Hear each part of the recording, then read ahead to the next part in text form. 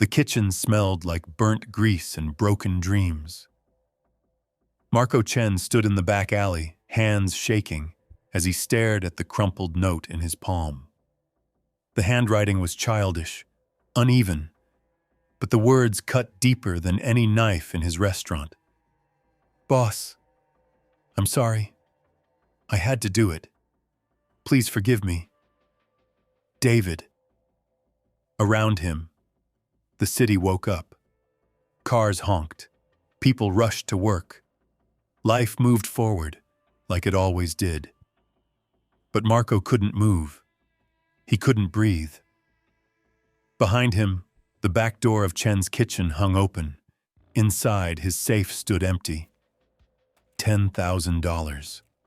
Gone. The same safe he had trusted a poor dishwasher with just 3 days ago. If I had known what he would do with that code. Marco's voice broke as he spoke to no one. I would have saved him long before it came to this. And that was the moment. Everything shattered. Before we begin, tell us where you're watching from in the comments.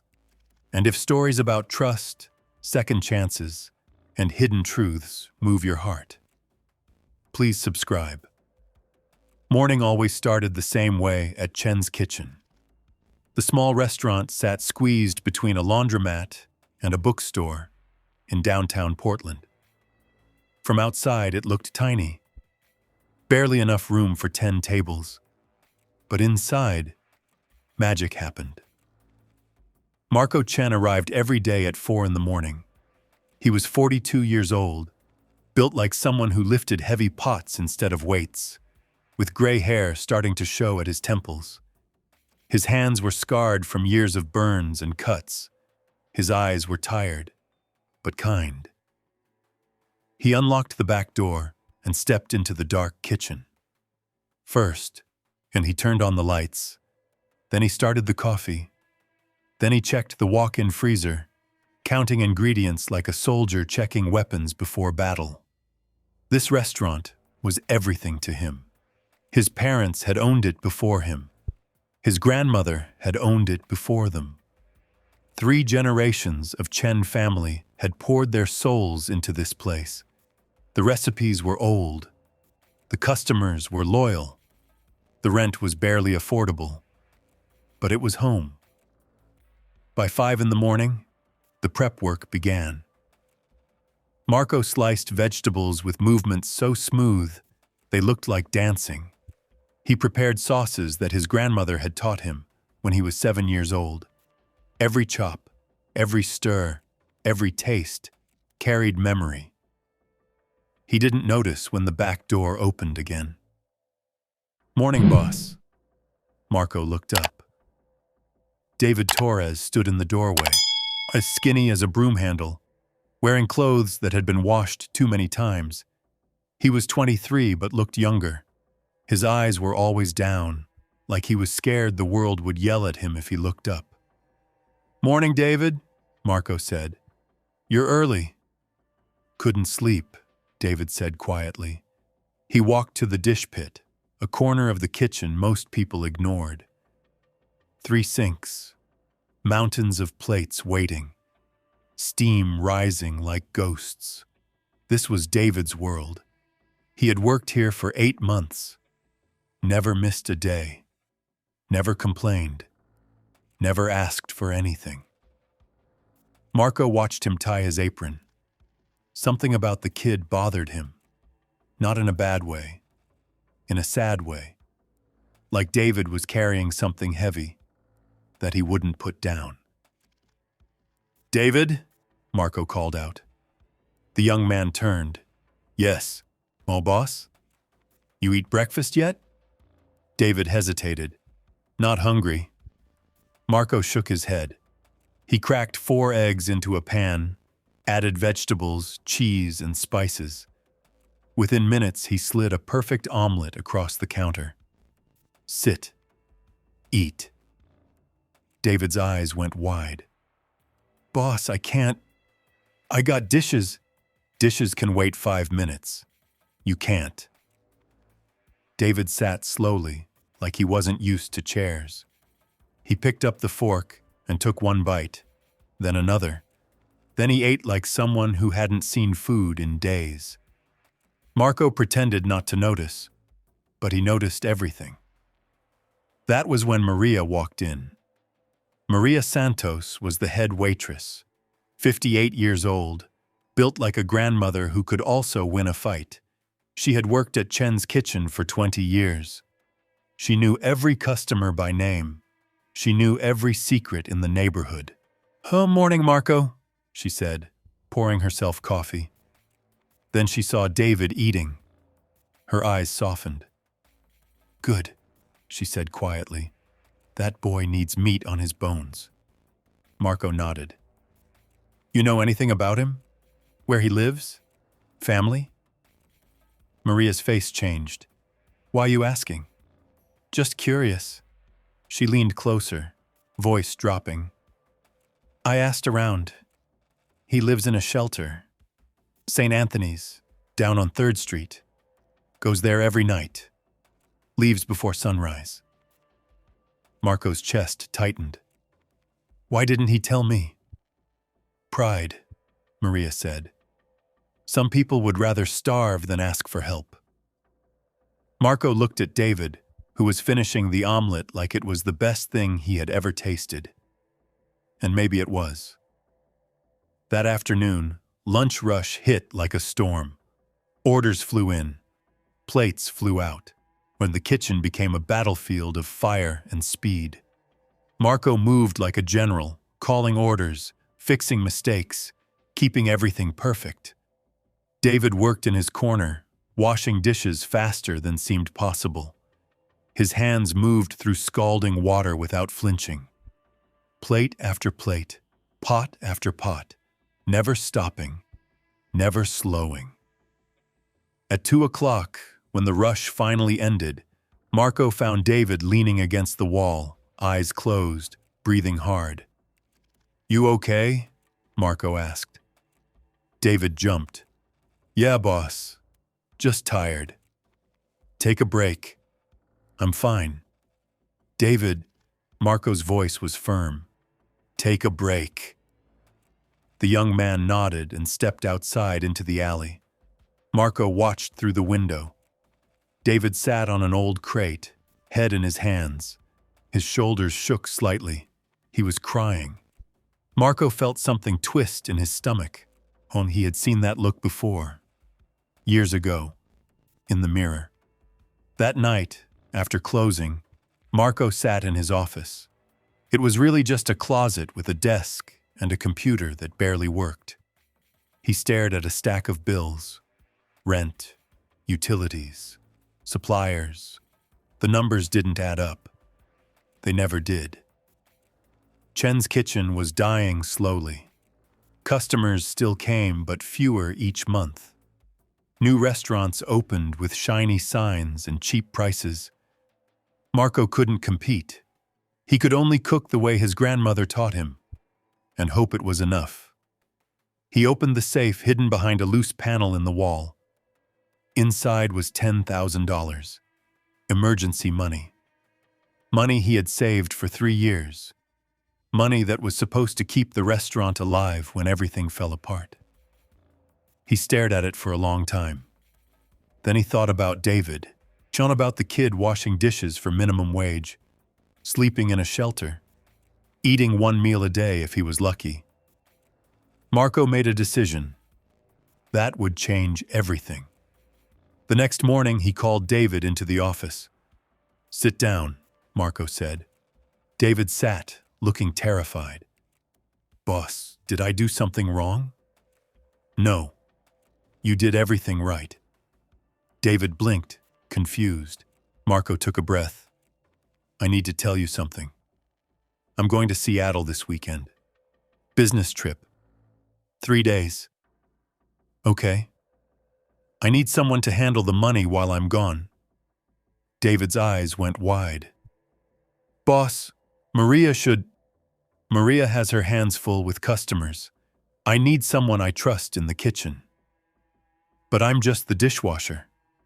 Marco looked at him hard. "You think I don't see you? You come early, You stay late. You never steal food, even though you're hungry. You never complain, even though this job is hard. You work like this place matters to you." David's voice shook. "It does." "Then I trust you." Marco opened the safe. He wrote the code on a piece of paper and handed it to David. 7329. The safe is behind that panel. Inside is $10,000. And use it if you need to pay suppliers. Keep track of everything. I'll be back Monday. David stared at the paper like it was a bomb. "Boss, I can't." "Yes, you can. What if I mess up? Then we fix it together." David's hands trembled as he took the paper. "Why are you doing this?" Marco smiled sadly. "Because someone did it for me once. Long time ago." That weekend, Marco didn't go to Seattle. He went to a hospital 3 hours away, the Cancer Treatment Center, the place he visited every month, but never told anyone about. He sat in a cold room with other people who looked just as tired as him. A nurse called his name. He followed her to a chair. She hooked him up to an IV. Poison dripped into his veins, killing the cancer and making him feel like death. 4 hours later, he drove home, hands shaking, stomach burning, head pounding. But he didn't go to the restaurant. He went to his apartment. He collapsed on his bed. And he thought about the lie he told David. The truth was simple and terrible. Marco was dying. Stage 3 stomach cancer. The doctors gave him maybe a year, maybe less. The treatments cost everything he had. The restaurant was barely surviving. He was barely surviving. He had given David the safe code because he wanted to see something. He wanted to see if people were still good, if trust still meant something, if he was wrong about the world. It was a test, and he hated himself for it. Monday morning came.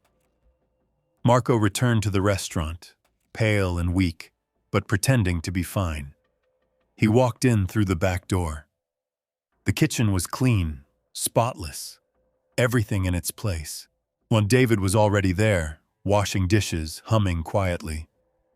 "Morning, boss," he said, smiling. Marco's heart pounded. "Morning. Everything okay?" "Yeah. Quiet weekend. I handled the deliveries, paid the suppliers. Everything's in the ledger." Marco walked to his office. His hands shook as he opened the safe. The money was there. All of it. $10,000 exactly as he left it. Next to it was a neat stack of receipts and a handwritten note. "Boss, I wrote down everything. Hope I did it right. David."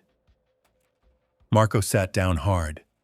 He stared at the money, at the receipts, at the note written in that childish handwriting. The test was over. David had passed. But Marco didn't feel relief. He felt shame. 2 weeks went by. Marco watched David every day. The kid worked harder than anyone. He showed up early, but he stayed late. He never asked for more money.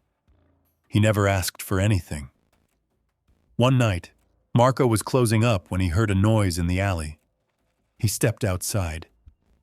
David was there, talking to someone. A man. Tall, angry-looking, covered in tattoos. "I don't have it yet," David said quietly. "You've been saying that for weeks," the man growled. "I need more time." "Time's up, kid. You owe $3,000. Pay up or we take it another way." David's voice broke. "Please, I'm trying." The tattooed man grabbed David's shirt. "You got till Friday, or we come for you." He shoved David against the wall and walked away. Marco stood frozen. David slumped down, head in his hands, crying silently. Marco's mind raced. $3,000. That's why David looked so scared all the time. That's why he never ate. He owed money. Bad money. Dangerous money. Marco stepped back inside before David saw him. He went to his office. He stared at the safe. He could help. He had the money. $10,000. He could give David $3,000 and save him. But something stopped him. What if David knew Marco had money? What if that's why he was working so hard? What if this was all a setup? Marco hated that he thought this, but the world had taught him to doubt, to protect himself, and to never trust completely. He closed the safe and went home. Thursday night. One day before David's deadline, Marco was prepping for dinner service when Maria pulled him aside. "We need to talk," she said. "About what?" "About David." Marco's stomach dropped. "What about him?" Maria's eyes were serious. "I saw him yesterday, at the free clinic on Morrison Street. He was getting bandages." "Bandages?" "Someone hurt him, Marco. His face was bruised. His hands were cut." Marco felt ice in his veins. "Did you ask him what happened?" "He said he fell. But I know what falling looks like. And I know what a beating looks like." Marco closed his eyes. The tattooed man. Friday's deadline. It was starting already. "Where is he now?" Marco asked. "Dish pit, same as always." Marco walked over, and David was washing plates, moving slower than usual. When he turned, Marco saw it. A purple bruise under his left eye, cuts on his knuckles. "David!" The kid jumped. "Boss, sorry. I'm almost done." "What happened to your face?" David touched the bruise and winced. "Nothing. I tripped." "Don't lie to me." David's eyes filled with tears. "Please, boss. I don't want to talk about it." Marco wanted to push. He wanted to demand the truth. But something in David's face stopped him. Pure terror. The kind that comes from being trapped. "Okay," Marco said quietly. "But if you need help, I'm fine." Marco nodded and walked away. But he wasn't fine. Nothing was fine. Friday arrived, the day of David's deadline. Marco came to work early, around 3 in the morning. He couldn't sleep, and his mind was spinning with questions. Should he help David? Should he stay out of it? Should he call the police? He unlocked the back door and stepped inside. The kitchen was dark, silent. He turned on the lights. Everything looked normal at first. Then he saw it. The panel hiding the safe was open. Marco's heart stopped. He ran to his office. He yanked open the safe. Empty. All $10,000. Gone. On the floor was a crumpled note. The same childish handwriting. "Boss, I'm sorry. I had to do it. Please forgive me. David." Marco stood there, staring at nothing. The world tilted. His vision blurred. His legs gave out, and he sat down hard on the floor. David had stolen everything. The test was over, and Marco had failed. He had trusted. He had believed. And he had been betrayed. Well, just like he knew he would be. Marco didn't call the police. He didn't tell anyone. He just sat in his office, staring at the empty safe, trying to understand how he could have been so stupid. Maria found him an hour later. "Marco, you okay?" He looked up at her. He's gone. Who's gone?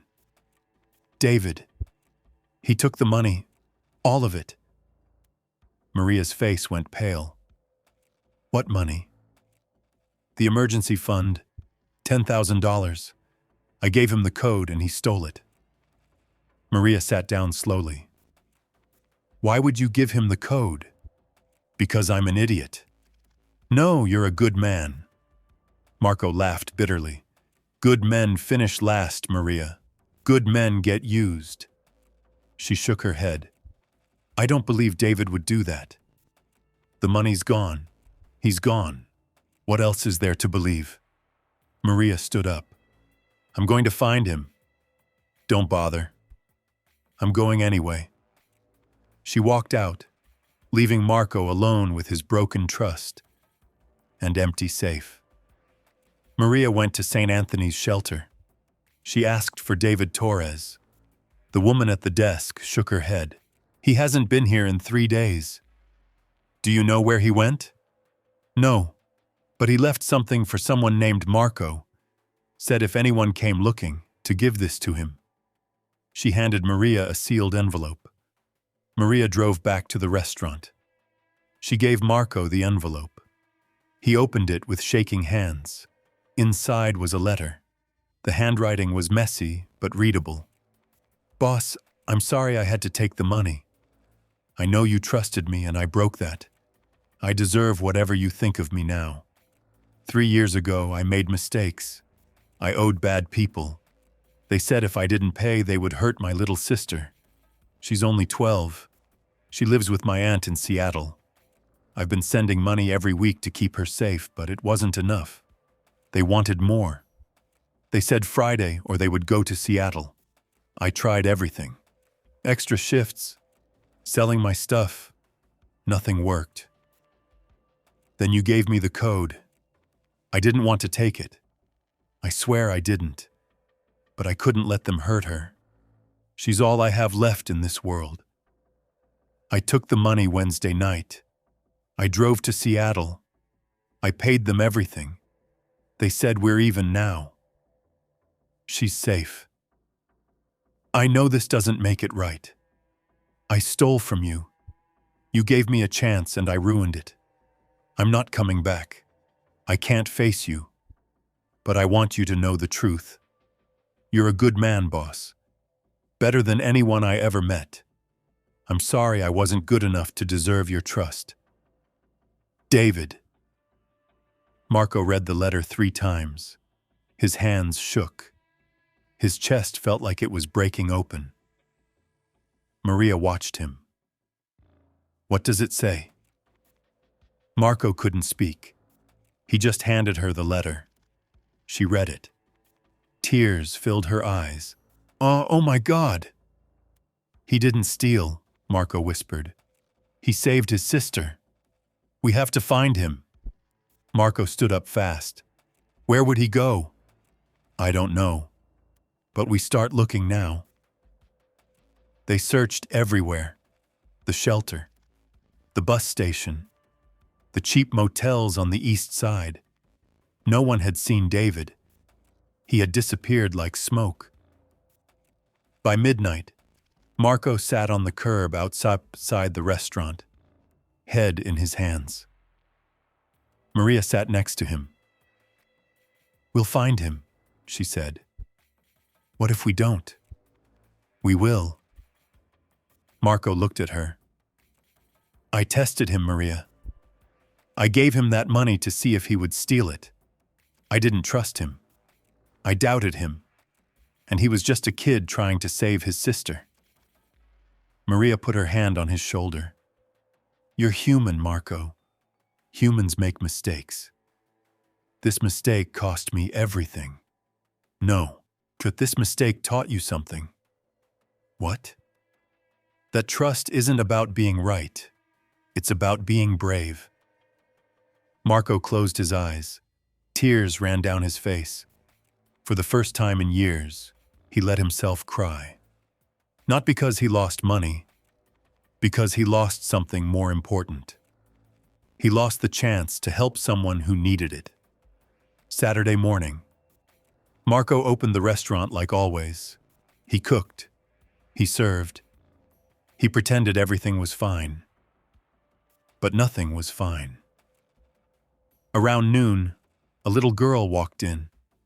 She was maybe 12 years old, with dark hair in braids and eyes that looked too old for her face. She carried a backpack that seemed too heavy. "Excuse me," she said quietly. "Is this Chen's kitchen?" Marco looked up. "Yes. Can I help you?" "I'm looking for a man named Marco Chen." "That's me." The girl walked closer. "My name is Rosa Torres.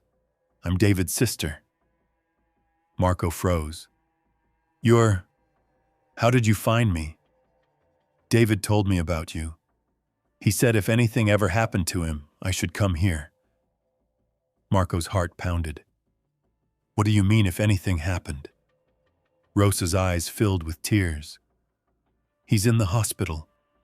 St. Vincent's. He got hurt bad." "What? When?" "Last night. Someone found him in an alley. He's been asking for you." Marco didn't think. He grabbed his keys. "Maria, watch the restaurant." He ran out with Rosa following. The hospital smelled like chemicals and fear. Marco ran through the halls, Rosa close behind. A nurse stopped them. "I'm looking for David Torres," Marco said, voice shaking. "Room 347, but he's in bad shape. Only family." "I'm family," Marco lied. The nurse looked at Rosa. "Is this your father?" Rosa nodded. "Yes." The nurse let them through. Room 347 was quiet. Machines beeped softly. In the bed lay David, face swollen, wrapped in bandages, connected to tubes. Marco's knees nearly gave out. He walked closer. "David?" David's eyes fluttered open. When he saw Marco, tears rolled down his bruised face. "Boss," he whispered. "You came." "Of course I came, you idiot. What happened?" "They came back. After I paid them. Said I owed interest. I told them I had nothing left. They didn't care." Marco's hands clenched into fists. "Who did this?" "Doesn't matter. Rosa's safe, that's all that matters." "It matters to me." David tried to smile but winced in pain. "I'm sorry, boss. I'm sorry I took your money. I'm sorry I let you down." Marco shook his head. "No. Oh, I'm sorry." "For what?" "For testing you. For doubting you. For not helping you when you needed it." David's eyes went wide. "You knew?" "I heard you in the alley. Weeks ago. And I did nothing. I had the money. I could have helped. But I was too scared." "Scared of what?" "Of being wrong about people. Of trusting and getting hurt." David's voice was soft. "You weren't wrong, boss. You gave me a chance. You fed me. You treated me like I mattered. Nobody ever did that before." Marco felt his throat close up. "You do matter." "Then why didn't you help me?" The question hung in the air, like smoke. Marco sat down hard. "Because I'm broken, David. Years ago, someone I loved stole from me, cleaned me out, left me with nothing, and I promised myself I would never be that stupid again. You'll never trust that much again. So you tested me. Yes. And I failed. No, I failed. You were just a kid trying to save your sister, and I was too damaged to see it." They sat in silence. Machines beeped. Somewhere down the hall, someone cried. The world kept moving. Finally, David spoke. What happens now? Marco looked at him. Now I make it right. Over the next week, Marco did 3 things. First, he paid David's hospital bills. All of them. $20,000 he didn't have. He took a loan. He didn't care. Second, he found the men who hurt David. He didn't go to the police. He went to someone scarier. An old friend who owed him a favor. The kind of friend who made problems disappear. The men never bothered David again.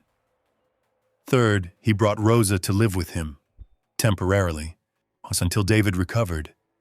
She got the spare room in his apartment. She got breakfast every morning. She got safety.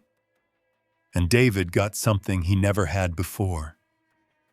A second chance. 2 months later, David returned to work. He walked into Chen's kitchen on a Tuesday morning, still moving carefully, still bruised, but healing. Marco looked up from the stove. The moment their eyes met, everything stopped. The kitchen sounds faded. The world shrunk to just the 2 of them.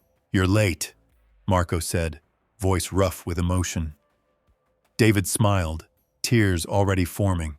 Sorry, boss. Don't be sorry. Get to work. But neither of them moved.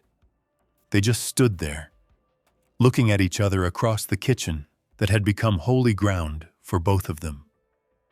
Finally, David walked forward, not to the dish pit, to Marco, and he hugged him. Marco stiffened at first. He wasn't a hugger, never had been.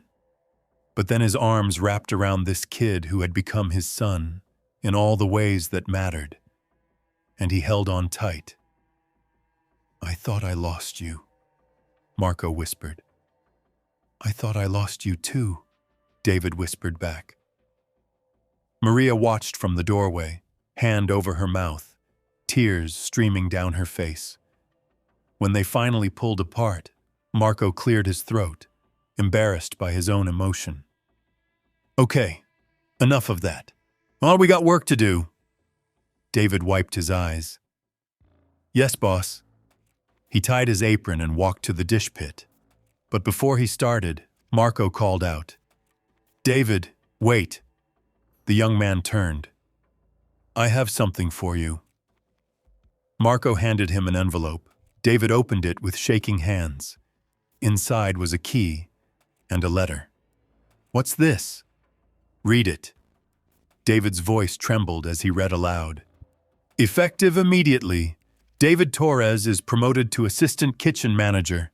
Salary, $40,000 a year. Housing, apartment above the restaurant. Rent, free. The words didn't make sense. David read them again, then again. Boss, this is... I can't. Yes, you can. Why? Marco walked closer. His voice dropped low, serious, final. Because I was wrong about you, and I want to spend the rest of my time making it right. David's voice broke. Rest of your time? Marco nodded slowly. I'm sick, David. Cancer. Stage 3. I got maybe 6 months. Maybe less. The envelope fell from David's hands. The key clattered on the floor. The world tilted. No. David's voice was small, broken. Boss, no. It's okay. I've known for a while. Since before I met you, actually. Does Maria know? She knows now. I told her last week. David's knees felt weak. You can fight it. Treatment. Surgery. Something. I tried. For 2 years. It's not working anymore. Then try harder. Marco smiled sadly. I am trying. Just not the way you think. What does that mean? It means I need to make sure this place survives. I need someone I trust to run it. I need someone who understands what it really means. But I don't know how. I'll teach you. Every day, every recipe, every technique, everything I know, everything my grandmother taught me, everything her mother taught her. 3 generations of knowledge. And when I'm gone, this place is yours. David's legs gave out. He dropped to his knees, fastis on the kitchen floor, hands covering his face, sobbing like a child. Marco knelt down beside him, ignoring the pain in his stomach, ignoring the weakness in his bones. I don't deserve this, David choked out between sobs. Marco put his hand on David's shoulder. Yes, you do. You deserve everything good in this world. You just never had anyone tell you that before. I stole from you. No, you saved your sister. There's a difference. I lied to you. You were protecting someone you love. That's not lying. That's being human. David looked up, face wet with tears. Why are you doing this? Marco took a deep breath. Because when I gave you that safe code, I wasn't just testing you. I was testing myself. Testing if I could still trust, still believe, still love without fear. And you taught me I could. You didn't even know you were doing it. You just lived your life with honor, even when it cost you everything. That changed me. I don't know how to run a restaurant. You'll learn. I'll be here every step of the way. And when I'm not, Maria will be here. Rosa will be here. You won't be alone. David wiped his face with his sleeve. How long do we have? Maybe 6 months? Well, David took it and pulled himself to his. David took it and pulled himself to his feet. From this moment forward, Marco said, you're not just the dishwasher. You're family. You eat at my table. You sleep under my roof. You learn everything I know. And when I'm gone, you carry it forward. David's voice was barely a whisper. I won't let you down. I know you won't. They stayed there on the kitchen floor, 2 broken people holding each other up, neither one alone anymore. Maria stepped forward, wrapping both of them in her arms. We're going to be okay, she said firmly. All of us, together. And in that moment, surrounded by the smell of garlic and ginger, standing in a kitchen that had seen 3 generations of love, they believed her. The next morning, the real work began. Marco woke David at 4 a.m., knocking on the door of the small apartment above the restaurant. Rosa was already up, making coffee, looking nervous but excited. Today we start with the basics, Marco said, leading them downstairs. The kitchen was cold and dark. Marco turned on the lights one by one like he was waking up an old friend. Cooking isn't just about food, he said. It's about memory. Every dish tells a story. Every flavor carries history. He pulled out a worn notebook, his grandmother's recipe book. The pages were yellow with age, stained with oil and sauce, filled with handwriting in both English and Chinese. This book is older than me, Marco said. My grandmother wrote these recipes from memory. Her mother taught her. And her mother's mother taught her? Going back 5 generations. David touched the pages carefully, like they might crumble. Why are you showing me this? Because when I'm gone, this book is yours. These recipes are yours. This history is yours. Rosa leaned in close, studying the Chinese characters mixed with English notes. I can't read Chinese, David said quietly. I'll teach you. Not all of it. But enough. The important words, the ones that matter. They spent the next 4 hours on one dish. Just one. Mapo tofu.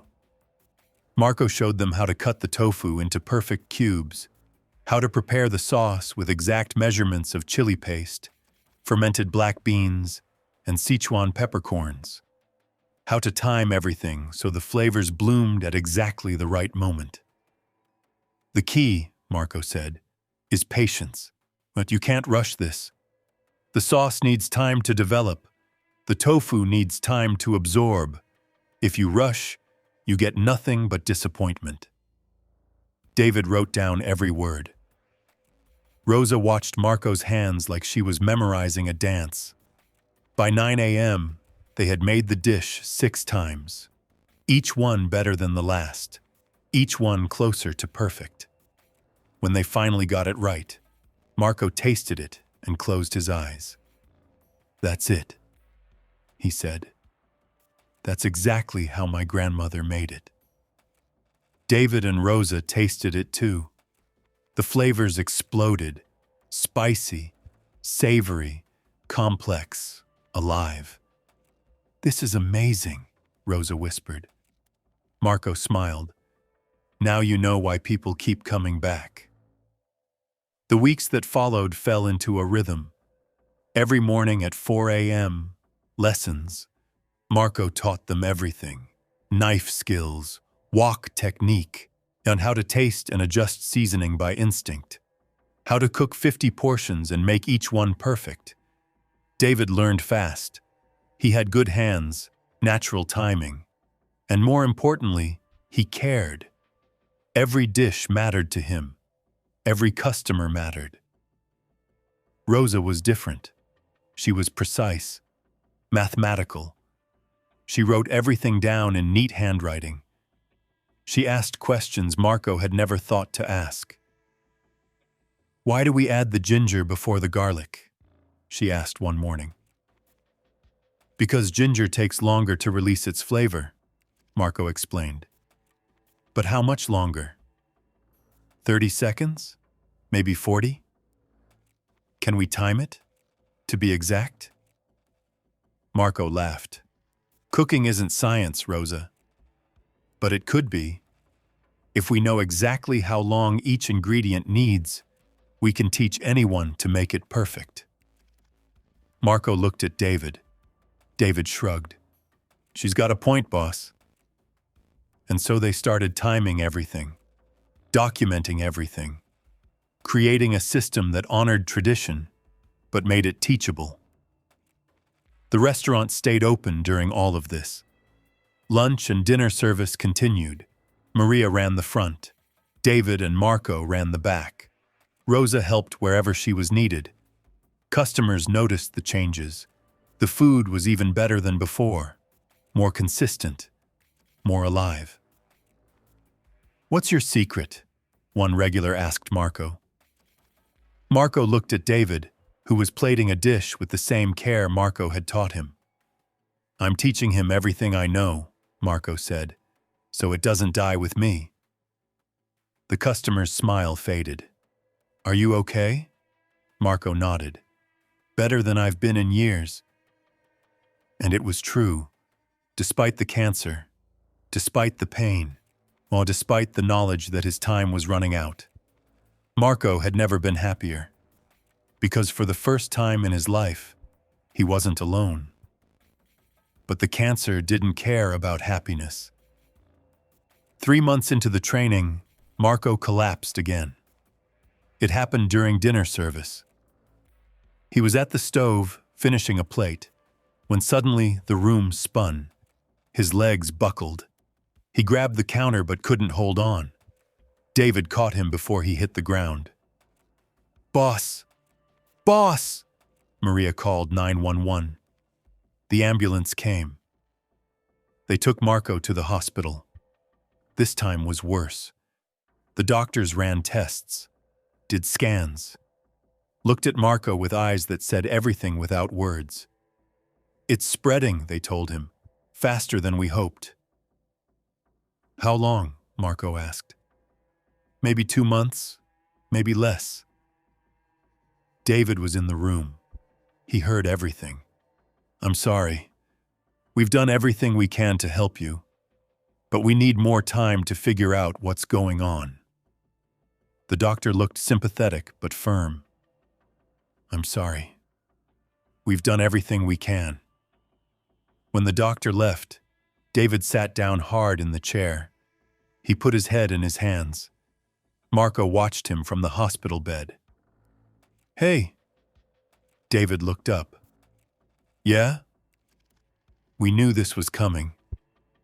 I know, but I thought we'd have longer. We have 2 months. That's 60 days. 60 more chances to get it right. I'm not ready. Marco smiled weakly. Nobody's ever ready. But you're closer than you think. The months that followed were hard and beautiful at the same time. Marco came back to the restaurant 3 days after being released from the hospital. The doctors said he should rest. Marco said he didn't have time to rest. Every morning at 4 a.m., the lessons continued. But now they were different, more urgent, more precious. Every minute mattered. Marco moved slower now. His hands shook sometimes. His breath came harder. But his mind was sharp. His knowledge was deep. And he poured all of it into David and Rosa. The secret to good fried rice, Bawas, he said one morning, his voice weaker but still clear, is yesterday's rice. Fresh rice is too wet. It clumps. But day-old rice, perfect. David wrote it down. Rosa timed how long each ingredient stayed in the wok. 30 seconds for the eggs, 145 seconds for the vegetables, 2 minutes for everything together. Marco smiled. You two are turning my art into science. Is that bad? Rosa asked. No, it's smart. It means anyone can learn it, not just people with talent, anyone with dedication. They worked through the entire recipe book, page by page, dish by dish, Marco teaching, David and Rosa learning, Maria watching from the doorway, wiping tears she thought nobody saw. The regular customers noticed something was happening. They didn't know exactly what, but they felt it. The food tasted different, not worse. Different, like it carried more weight, more meaning. This tastes like love, one old woman said, eating her soup. Maria heard her and had to turn away to hide her tears. By the 4th month, Marco could barely stand for more than an hour, but he refused to stop. We're not done yet, he said when David tried to make him rest. Boss, you need to take care of yourself. I am taking care of myself by making sure you're ready. One morning, Marco brought out a locked box David had never seen before. What's that? David asked. Marco unlocked it with a small key. Inside were letters, dozens of them, handwritten, old. These are letters from my grandmother, Marco said. She wrote them to me when I was learning to cook. Every time I made a mistake, she wrote me a letter, not to scold me, to encourage me. He handed them to David. I want you to read them, learn from them. When you make mistakes, and you will, remember what she taught me. David opened one letter carefully. The paper was fragile and yellowed with age. Dear Marco, he read aloud. Today you burned the dumplings. I saw you cry in the bathroom after. But burning food doesn't make you a bad cook. Giving up makes you a bad cook. Tomorrow, try again, and the next day, and the next, until your hands remember what your mind forgets. Love, Grandma. David's voice broke. He looked at Marco. She sounds amazing. She was. She saved me, just like I'm trying to save you. You already did save me, boss. Marco shook his head. No, I'm just showing you how to save yourself. Month 5 arrived with winter. The restaurant was busier than ever. Word had spread. Food critics came. Bloggers came. People from across the state came to taste the legendary food at Chen's kitchen. But Marco was fading, and he spent most of his time in a chair in the kitchen now, watching David work, calling out instructions, correcting mistakes, praising successes. More heat on that wok. No more. There. Perfect. Taste it. What's missing? Salt? No. Acid. Add a splash of vinegar. There. Now it's balanced. David moved through the kitchen like he'd been born there. His hands knew what to do now. His instincts were sharp.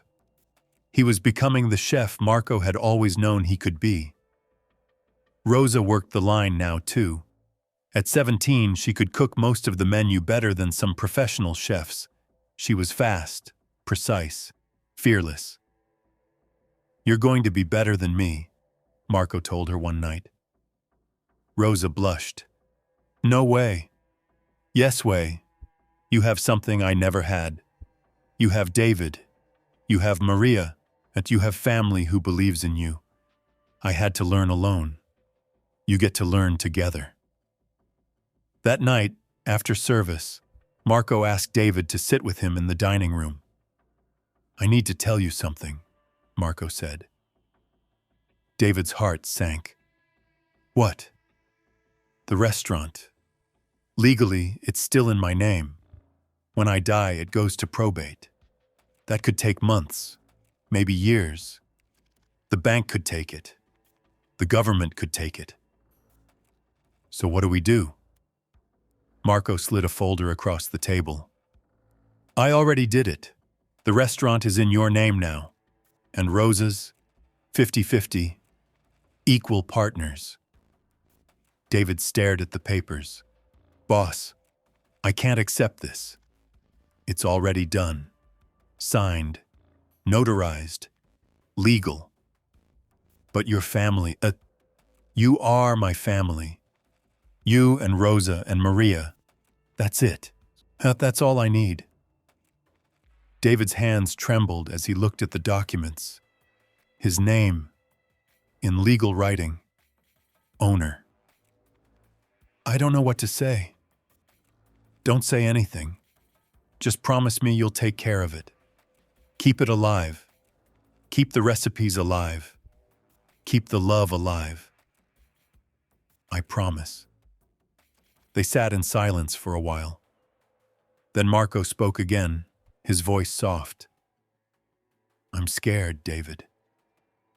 It was the first time he'd admitted it out loud. David looked at him. "Of what?" "Of being forgotten. Of everything I built disappearing. Of dying and leaving nothing behind." David reached across the table and took Marco's hand. "You're not leaving nothing behind. You're leaving everything. This place, these recipes. Me. Rosa. Every person you've fed. Every life you've touched. That doesn't disappear when you die, but it grows." Marco's eyes filled with tears. "You really believe that?" "I know it. Because you changed my life. And I'm going to spend the rest of my life changing others. Because you showed me how." Marco squeezed his hand. "Thank you." "For what?" "For giving me a reason to fight. For making these last months matter. For being the son I never had." David couldn't speak. He just held Marco's hand and let the tears fall. 6 months later, Marco collapsed in the kitchen one final time. David found him on the floor, pale, barely breathing. He called 911. The ambulance came. They rushed Marco to the hospital. For 3 days, Marco drifted in and out. David never left his side. Rosa came after school. Maria came between shifts. They took turns sitting with him, talking to him, holding his hand. On the third day, Marco woke up. He saw David sitting in the chair beside the bed, head down, exhausted. "Kid," Marco whispered. David's head shot up. "Boss! You're awake!" "Barely. Don't talk. Save your strength." Marco smiled weakly. "Strength for what?" "I'm done saving it." "Don't say that." "It's true. And it's okay." He reached out. David took his hand. "I need to tell you something." "What?" "The safe code. I changed it." David blinked, confused. "Okay?" "The new code is Rosa's birthday, 0417. "Why are you telling me this?" "Because when I'm gone, that money is for both of you. For the restaurant. For your future. For everything I couldn't give you before." David's voice broke. "Don't talk like that. You're going to be fine." "No, I'm not. And that's okay. I made my peace. I'm not ready to lose you." Marco squeezed his hand with what little strength he had left. "You're not losing me," he said. "I'll be in every recipe you cook, every customer you serve, every choice you make. I'll be there." "How do you know?" "Because that's how love works. It doesn't end. It just changes shape." Tears ran down David's face. "I don't know how to do this without you." "Yes, well, you do. I taught you. Remember?" "I remember." "Then I did my job." Marco's eyes started to close. "I'm tired, kid." "Then sleep. I'll be here when you wake up." "I know you will." Marco's voice was barely a whisper now. "You're a good man, David Torres. Don't ever forget that." "I won't." "Promise me something. Anything. Live big. Love hard. Don't waste a single day being afraid." "I promise." Marco smiled one last time. "Good." His eyes closed, his breathing slowed, and at 3:47 in the morning, surrounded by the people who loved him, Marco Chen let go. David felt it the moment it happened. The hand in his went still. The breathing stopped. The presence that had filled the room disappeared. "No," David whispered. "No, no, no, boss, come back, please." But Marco was gone. Oh, cried together, holding each other, cried together, holding each other, mourning the man who had saved them all. The funeral was held on a rainy Thursday morning. The small church was packed. Standing room only. People David had never seen before filled every pew. Regular customers, old friends, suppliers who had known Marco for decades, fellow restaurant owners who had competed with him but respected him. At the front of the church, a simple wooden casket held Marco's body. On top of it sat a photo of him in his kitchen, smiling, holding a wok, looking exactly like he belonged. David stood at the front, shaking, holding a piece of paper Maria had helped him write. Rosa sat in the front row, crying quietly. Maria stood behind David, one hand on his shoulder for support. When it was time to speak, David walked to the microphone. His legs felt like water. His heart pounded so hard he thought everyone could hear it. He looked out at the sea of faces. Then he looked at Marco's photo, and he began to speak. "Marco Chen was my boss," David said, his voice shaking but strong. "But he was more than that. He was the first person who saw me as human. The first person who believed I could be more than my mistakes." He took a breath, fighting back tears. "When I first came to Chen's kitchen, I was nothing, living in a shelter. eating one meal a day if I was lucky, working for minimum wage just to survive. I had no hope, no future, no reason to believe tomorrow would be better than today. His voice broke. Then Marco gave me a chance. Not just a job, a chance to prove I was worth something, worth trusting, worth believing in. He looked down at his paper, but the words were blurred by tears. He kept going anyway. He tested me once. He gave me access to his safe, $10,000. And I failed that test. I took the money. I ran away. I proved every doubt he ever had about people. The church was silent. People leaned forward. But instead of calling the police, instead of writing me off as another thief, Marco came looking for me. He found me in a hospital bed, beaten and broken. And you know what he did? David wiped his eyes. He paid my hospital bills. He protected my sister. He gave me another chance and another and another, and until I finally believed I was worth saving. His voice grew stronger. Marco Chen taught me that trust isn't about being right. It's about being brave enough to believe in people, even when they disappoint you, even when they hurt you, even when the world tells you not to. He looked at Rosa, who was crying openly now. He taught me that family isn't just blood. It's the people who show up when life gets hard. The people who feed you when you're hungry. The people who teach you their secrets and trust you with their dreams. David's voice cracked completely.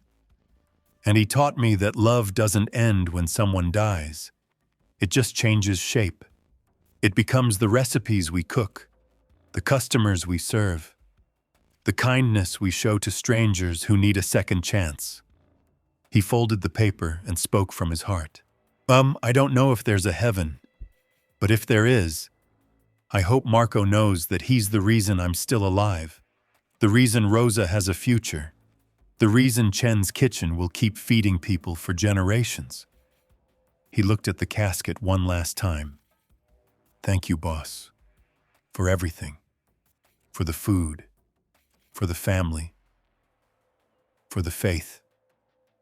I won't let you down. I promise. He stepped down. Maria hugged him tight. Rosa joined them. They stood together, holding each other up, exactly like Marco had taught them. After the service, people came up to David one by one, shaking his hand, sharing memories of Marco, promising to keep coming to the restaurant. An old man with white hair approached. "I'm Robert Chen," he said, "Marco's uncle. We haven't spoken in 10 years, but I heard what you said in there." David nodded, not sure what to expect. "Marco was right about you," Robert said. "You're a good man. He would be proud." "Thank you." Robert pulled out an envelope. "This is for you and Rosa. A small investment in the restaurant. No strings attached. Just family helping family." David opened it. Inside was a check for $25,000. "I can't accept this," David said. "Yes, you can. Because that's what Marco would want. Keep his dream alive. That's how we honor him." David looked at Rosa. She nodded. He took the check. "We'll make him proud," David said. "You already have." 1 year later, Chen's kitchen was packed on a Tuesday night. Every table full, every seat taken. The smell of garlic and ginger and soy sauce filled the air like a prayer. In the kitchen, David moved like Marco used to, calling orders, plating dishes, tasting everything, keeping the magic alive. "Order up! Table 7. Fire 2 more orders of mapo tofu. Someone check the rice." Rosa worked beside him, 17 now, confident, strong. She had grown into her role as co-owner. She handled the business side, the numbers, the schedules, the future planning. David handled the heart, the food, the recipes, the soul of the place. Maria greeted customers at the door, still smiling, while still hugging regulars, still making everyone feel like family. On the wall, a new sign hung in beautiful calligraphy. Chen's kitchen. 3 generations of love. Now 4. Below it was Marco's photo. Not sad. Not mourning. Just proud. During a brief lull between orders, David stepped outside into the alley. The same alley where he used to cry. Where he used to feel hopeless. Now it felt different. Like sacred ground. He pulled out his phone and looked at a photo. Marco and him taken 3 months before he died. Both of them smiling. Both of them covered in flour. Both of them exactly where they belonged. "We did it, boss," David whispered to the stars. "We're still here, and we're not going anywhere." Inside, a customer called for him. David tucked the phone away and went back to work. At closing time, David sent everyone home. He stayed behind to clean, like Marco used to do. As he wiped down the last table, he noticed something strange. A small envelope, tucked under the register, sealed. His name was written on it in handwriting he recognized immediately. His hands shook as he opened it. Inside was a letter. Marco's final letter. The one Maria had kept hidden, waiting for the right moment to give it to him. David sat down and read. "David, if you're reading this, I'm gone, and you're still there. Good. I want you to know something. The day I gave you the safe code wasn't a test. Well, it was, but not the kind you think. I wasn't testing if you would steal. I was testing if I could still trust, if I could still believe in people after everything that hurt me. After my first partner stole from me, and after my wife left me for my money. After the world taught me that everyone has a price. You taught me I was wrong. Not because you didn't take the money. You did. But because you took it for the right reason. For love. For family. For something bigger than yourself. And that night, when you came back and told me the truth, when you handed me that letter explaining everything, you didn't know it, but you saved my life. Not physically, but spiritually. You reminded me that people are good, that trust is worth the risk, that love still exists in this broken world. You didn't pass my test, David. You shattered it. You showed me the test itself was wrong. The restaurant is yours now. Not because you earned it. Not because you're the most talented cook. But because you understand what it really means. Ma, it's not about food. It's about people. It's about showing up every day and making something beautiful out of pain. It's about taking broken ingredients and turning them into nourishment. It's about feeding bodies and souls. You already know how to do this. You've been doing it your whole life. Take care of Rosa. Take care of Maria. Take care of yourself. And when life gets hard, remember this. You are not what happened to you. You are what you choose to become in spite of it. I chose to trust again. And it changed everything. Now it's your turn. Trust yourself. Trust your heart. Trust that you're exactly where you're supposed to be. I believed in you from the moment you walked through that door, skinny and scared, looking for a chance. I just needed time to get past my own fear. But thank you for giving me that time. Thank you for being the son I never had. Thank you for saving me. Now go save someone else. Marco P.S. The recipe for my grandmother's secret dumpling sauce is written on the back of this letter. I never wrote it down before. It only lived in my memory. Now it lives in yours. Don't waste it. David flipped the letter over. There, in Marco's careful handwriting, was the recipe. Every ingredient, every measurement, every technique. The final gift. David folded the letter carefully. He put it in his pocket, right over his heart. Then he walked to the kitchen. He pulled out flour and water and vegetables, and he started making dumplings. Not because he needed to, because he wanted to. Because Marco had shown him that cooking wasn't just work. It was medicine. It was prayer. It was love made visible. At midnight, David finished the last dumpling. He cooked one and tasted it. Perfect. Exactly like Marco used to make. He smiled through tears. I got it, boss, he said to the empty kitchen. I finally got it. And somewhere, in the space between memory and mystery, Marco Chen smiled back. This story reminds us that trust is the hardest gift to give. When we've been hurt before, when we've been betrayed, when the world has taught us to guard our hearts, trusting again feels impossible. Marco tested David not because he was cruel, but because he was scared. Scared of being wrong. Scared of being hurt. Scared of believing in goodness, only to watch it disappear. But what he learned changed everything. Real trust isn't about protecting yourself. It's about giving someone the chance to be who they truly are. David didn't steal because he was dishonest.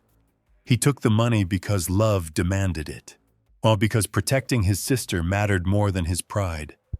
Because sometimes the right choice looks wrong until you understand the whole story. And in the end, both men saved each other.